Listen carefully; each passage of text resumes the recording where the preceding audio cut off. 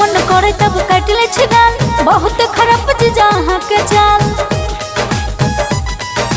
बहुत खराब जहाँ के चाल है जब मन करे तब काट ले छिगाल बहुत खराब जहाँ के चाल महाजया में यहाँ के हमरा होय छे परेशानी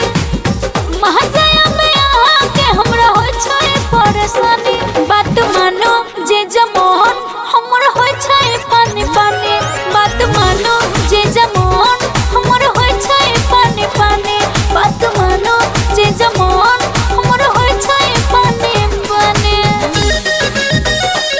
बात मानो जे जमोहन हमरा होय छे पानी पानी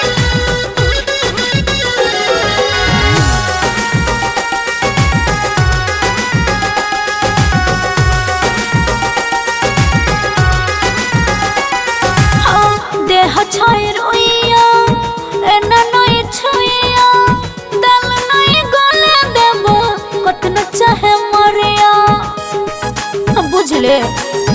कतन चाहे मरिया देह छाय रोइया एना नई छुइया दल नई गले देबो कतन चाहे मरिया एना नई करो बढ़ल जाय छै परेशानी एना बात मानो जे जमोहन हमर होय छे पानी पानी बात मानो जे जमोहन हमर होय छे पानी पानी बात मानो जे जमोहन हमर होय छे पानी पानी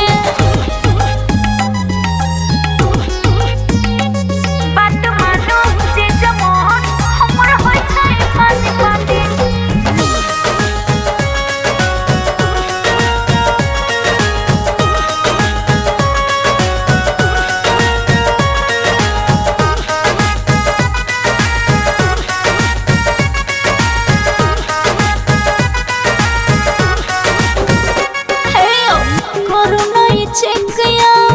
कटत नहीं टेकया जेमा परते माके के लेबै अभिषेकया यो जीजा